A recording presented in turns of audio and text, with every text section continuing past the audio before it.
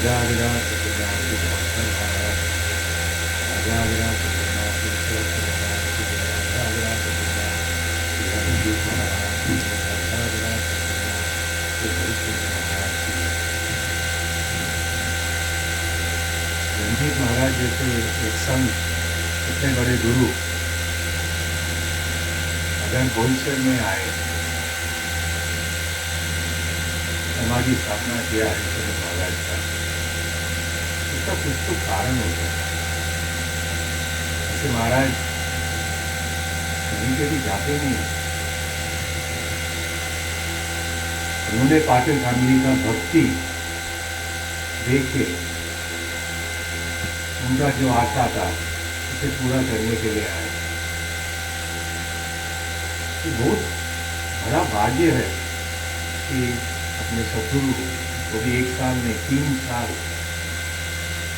लगातार यही मई महीने में आए। उनका जो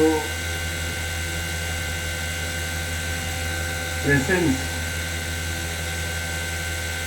यही इस जगह को एक मंदिर का स्थान दे देगा। उन्होंने जरूर आगे सोचा है कि इधर और वक्त लोग आएंगे, जुड़ेंगे, सिद्धरामेश महाराज का भजन करेंगे, सिद्धरामेश महाराज का जो सिखाया है उस सीखने का कोशिश करेंगे।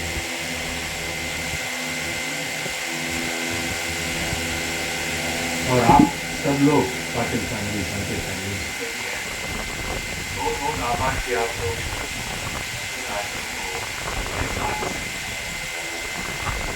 इस आश्रम हो गया, आप लोग सेवा करते हो, भक्ति कर रहे हो, इससे और कोई बड़ी बात नहीं है। यही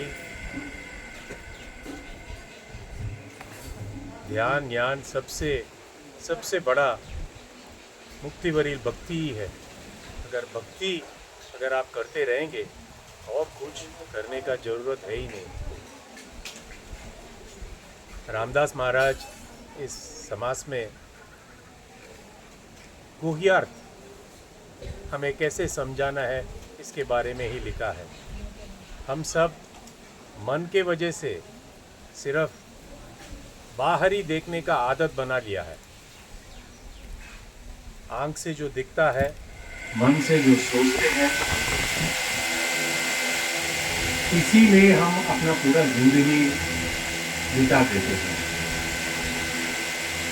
आत्मज्ञान में अंदर जो नारायण बैठे हैं, इसे हम पहचानते नहीं हैं। तो जिधर नारायण है उधर लक्ष्मी भी है। अगर हम इससे पहचाने तो ही हमारा ये जो जीवन है ये सफल हो सकता है।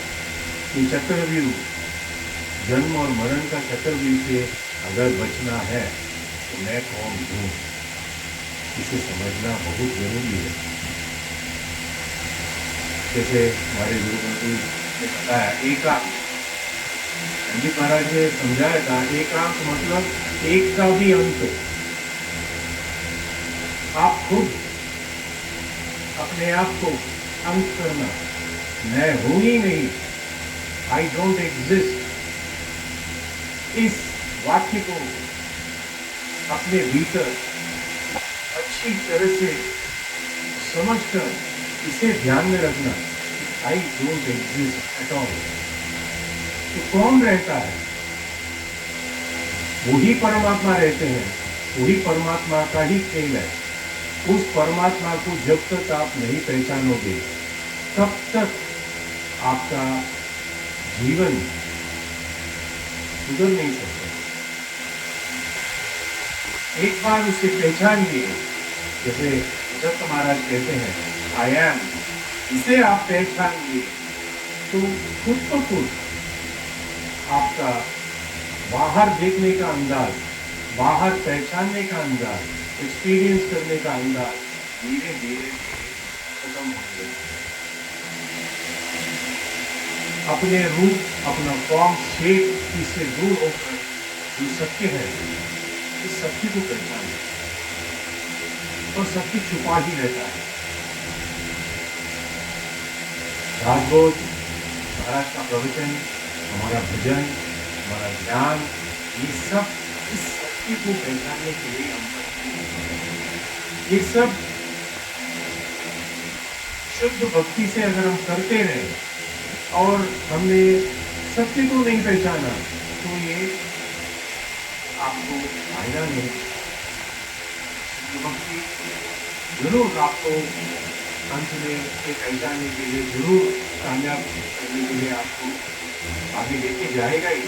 मगर इसीलिए सिद्धार्थ महाराज ने यही कहा कि सत्य क्या है मैं पहले आपको बोलता हूँ, फिर आप भक्ति करो। सत्य को समझ के आप भक्ति करो। तो जैसे एक पत्ता गिरा था अभी, आप इस पत्ते को, हम तो सोचते हैं कि पत्ता गिरा है तो पत्ते को अच्छी तरह से पहचानो। इसमें जो ये जो मेन स्टेम है, ये पूरा पत्ता को होल्ड कर रहा है। इसमें कम से कम 40-50 वेन्स बोलते हैं, वेन्स है। इसके अंदर से पानी जाके ये पत्ता इतना बड़ा बनता है। और इस पत्ते एक बार इस पत्ते का लाइफ खत्म हुआ निकल जाता है। हमारा जीवन भी ऐसा ही है। जो फ्लैश ब्लड इसमें से जो बना है, अगर हम अपने अंदर जो है, जो पावर इसे जो चलाता है, इसे नहीं पहचानेंगे तो फिर ये भी ऐसा ही मूर्खा जाएगा, एक दिन आप दफा जाओगे। इसके अंदर क्या पावर है जो इसे बनाया है, जो इसे जीवित रखता है इतना दिन, वही पावर हमारे अंदर भी है। वही पावर के कारण हम भी जीवित हैं। हमें भी समझने का एक पावर दिया गया है। और इस समझ, अगर सही रास्ते का समझ नहीं होगा तो हमारा लाइफ भी ऐसा ही वेस्ट होते जाएगा। महाराज ने कहा है परत परत आपको जन्म लेना ही पड़ेगा। सदगुरु हमारे लाइफ में आए, ये बहुत बड़ा भाग्यशाली है। और वो जहाँ भी आते हैं एक मकसद होता है कि और भक्तों को इस सच का समझाना। जब तक ये हम एकदम शुद्ध हृदय से ये भक्ति नहीं करेंगे, शुद्ध हृदय से भक्ति बोले तो क्या है, मीन अवे, ये समझ के भक्ति करना, कुछ नहीं चाहिए, ये समझ के आप भक्ति करना तो महाराज सब कुछ देंगे। और महाराज वो ज्ञान देंगे जिससे आपको और किसी से कुछ भी मांगने का जरूरत नहीं। इस सत्य को समझ के जीना ही हमारा मकसद है। अगर ये सत्य को समझ के हम कोई काम नहीं करेंगे तो ये लाइफ ही व्यर्थ है, इसका कोई यूज ही नहीं है।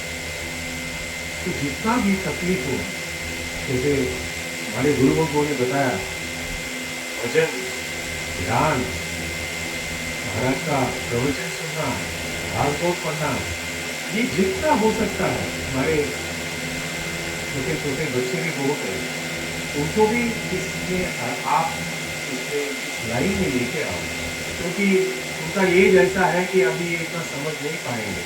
मगर एक बार आप उनको एक रास्ता जो आपने दिखा दिया, जब उनका भी उम्र थोड़ा सा मैच्योर होगा तो भी समझेंगे।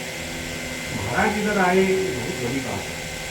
तो महाराज ये जगह का, ये समाधि का, हरिचंद्र महाराज का समाधि का प्रस्थान किया और सबको इधर आने को कहे, ये बहुत बड़ी बात है, इसे कभी भूलना नहीं। और हमारा कर्तव्य है कि हमें जल्दी भी हो सके हम महाराज ने क्या सिखाया है उसी रास्ते में चलना चाहिए।